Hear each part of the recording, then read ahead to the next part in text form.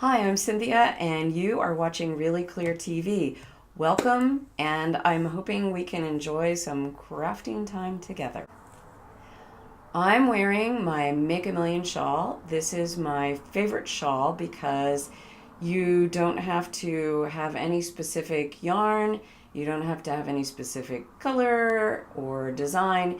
You just start knitting and follow the basic recipe and then do whatever you want. My friend Deb had an idea to put a picot edge on it. I actually added that to the pattern later. I love all the little beads that are along the edge of this particular shawl.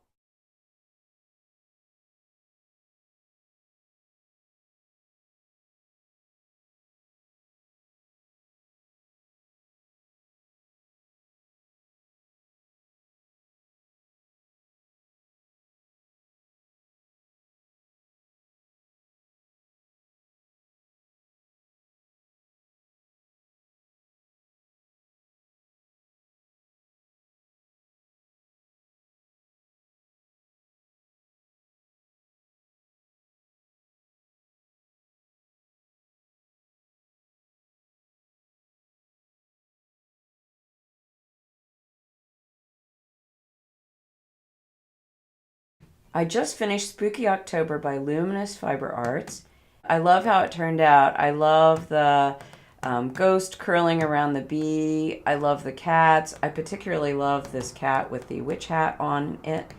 Um, I love the raven in the C. I love the witch's brew in the O. It's just really creative and clever. One thing that I did was a super rookie mistake. I cross stitched when I was a kid, but I hadn't for a while. And I was really careful to start in the center of the fabric, but I started in the center with the fabric going vertically rather than horizontally. So I have a lot of space on top and bottom, no room for a border. I really should have done it this way. I was kind of wondering why my kit's fabric seemed a little skimpy. Oops. But anyway, I'm sure that in the frame it'll look just as good as having a cross-stitched border. So I will probably show that to you next time, I hope, depending on when I get it to the framer. So we'll see how that goes. Oops.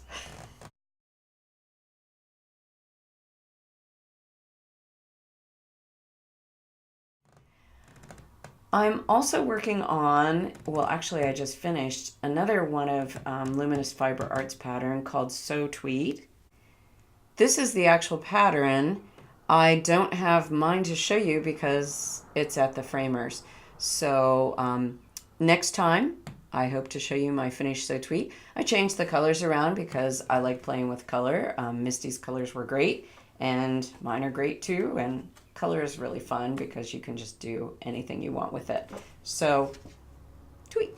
The current cross stitch project I'm working on is crazy easy, and it's called Got Wool. I so far just have two sides of the border done.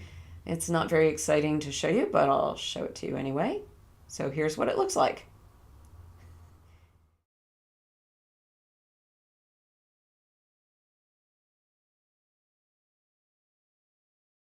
I will keep working on it, and I'm sure I'll have way more of it done to show you for next time.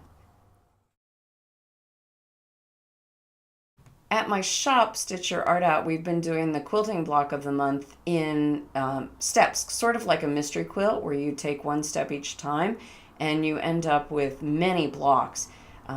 So we did 4 blocks for the first series. Here is what they turned out to be. They're not hard blocks, but they, I think, are effective. And I love the silver background of this. I'm doing the hook quilt in silvers and golds, reds and greens, with a little bit of navy blue actually. So it's coming along. So we made 4 of these blocks, and we're starting the second series now of the next 4 blocks, and those will probably go. I'm not sure if they'll be April, May, and June, or just April and May. We'll kind of see what I feel like and how things are going. I'm actually sort of hoping to finish this quilt a little early, but I thought I would last year too, and that didn't happen, so we'll see how it goes. Here's what it looks like. not so very exciting, I know, but by next time we will have a little bit more going on. So I'm really enjoying doing these as sort of a mystery. It's allowing me to do a block of the month that has blocks that are all the same, but it keeps it interesting for the quilter. I'm not handing out the same block every single month for 4 months, because who wants to do that, really? Not me. So, what's going on with knitting? I have lots going on. Most of my really clear patterns are knit, and the ones that aren't are I just do them for fun in my shop so far. Eventually, I'd like to have them on stitchyourartout.com. We'll see if that happens. It's another thing that's on the list, of course. But right now, I'm doing knitting patterns, and this is one that will probably be out later this summer or fall. It's a simple little hat. It's going to have beads on it, and I'm in the middle of sort of working those and figuring out how I want to do it. I have rough draft versions of it. I'll show those to you later. I designed this hat to work with variegated yarns. So often they don't seem to look all that great. You like them in this game, but then when you start to knit with them, they're not that great. And I figured out that variegated yarns look great with garter stitch. So this hat has quite a bit of garter stitch in it along with the beads, and I'm anxious to see what it looks like. So really pretty. I love it. I'm using blue bead, and I'll show you what it looks like when it's done, probably, like I said, late summer or early fall. So we'll look forward to that. This is a challenge to myself. This yarn has been sitting up in my closet for about 2 years, maybe. I love this shade of blue. It's a cotton and linen yarn. It's called Zoe by Juniper Moon Farms. What I want to do is make a sweater out of it. Now, I have been working on a sweater book for probably 3 years or so. So I've been making sweaters from the book, and I'm going to start a new one out of this before the next episode. So I'll show you how far along it is. The sweater book, I don't know if it'll be out this year or not. I'm going to try. But every time I look at it, I have changes. It's a book about how to fit sweaters perfectly, and that just takes a lot. The math is tricky, and I want to do the math so that you can understand it when you go through the book. It's just a very time-consuming process, and I'm writing it kind of in my spare time. Here's hoping. I have a better draft than I've had in a while, but it's still going to be a while. I'm going to do a set-in sleeve sweater first with it, and then it's going to go into a yoke sweater and a raglan sweater. Those will be coming out in subsequent chapters. I'll probably do it as an ebook so that if you buy the first one, you get the other ones when they come out. I don't know how long it's going to take altogether. I'm expecting another year each for the yoke sweater and the raglan sweater. I know that seems crazy, but I'm really trying to do this so that it is understandable, clear, and that it actually fits every body. And that has been really hard to do. Anyway, I'm working on it, but this sweater is going to get started. It's only a potential sweater right now, right? Here's a project I actually do have out. It is called Reflecting the Love, and it is out for a local yarn shop day on April 27th of 2019. Here is how it looks. It's a cowl, and it says LYS, and then the words LYS are reflected. So the idea is that if you're making this, you're reflecting your love for your local yarn shop. And then there's hearts at the bottom to show even more love, of course. So I made this in Malabrigo Rios. I love the linen stitch on the top and bottom of it. Linen stitch always works to make two yarns blend together. I love my linen stitch cowl pattern called Brevity, and I also love my linen stitch scarf pattern. So I'm sure this is not the last linen stitch you'll ever see from me, because I just think it's a great, useful stitch.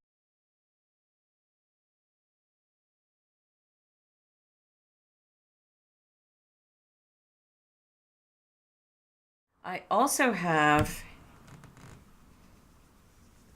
a Reflecting the Love pattern with just the letters for the word love. Can you see this? So there's an L, an O, a V, and an E. They're in blue. It's a lot more subtle with this color combination, but I think that's kind of cool. I like the cowl as a sort of secret code of reflecting love. Again, it's got the hearts underneath and the linen stitch top and bottom. I hope you go to your local yarn shop on Saturday and buy this cowl pattern from them. This will be available only on Ravelry in-store sales, which means you have to go to a local yarn shop to buy this pattern from now through January 1st, 2020. Since you're reflecting the love for a local yarn shop, it makes no sense to buy it directly. I think you need to go buy it through in-store sales. Lots of Ravelry patterns are through in-store sales, and you should actually ask your local yarn shop if you're about to buy one, if they can buy it for you, and then they get part of the sale too. So it gives both the designer and the store a little bit of support and spreads the love around. Go to your local yarn store and buy this pattern and support them by buying the yarn as well. The other pattern I'm working on is going to be a chevron shawl that's really big. It's a rectangle shawl, and I've just started it. So I'll show you a picture of it where it's at right now. I want to show you also how I'm needle felting in the ends. A couple of people mentioned to me that they wanted to see what things look like before and after and a little bit more closely when I showed needle felting the steek the last episode. So here's how I'm needle felting and weaving in ends on this shawl. So I will show that to you as a video right now. So I have a lot of videos, and if you have questions about knitting technique, you may actually want to go to the website and take a look at one of my videos. So here is this one. I have a project here that has a lot of ends, so let me show you how I weave them in. The first thing is to thread a tapestry needle, and I want to squeeze the yarn a bit and then push it through the needle. And I see a lot of people having trouble threading their needles, so maybe that'll help you out a little bit. So the first thing I'm going to do is just weave the ends in about 1 inch down. But this all seems loose to me, so I want to fix that by needle felting in the end. And that'll help this slippery yarn stay a little bit more secure. I've noticed that superwash yarn isn't really so superwashy, and you can needle felt it actually.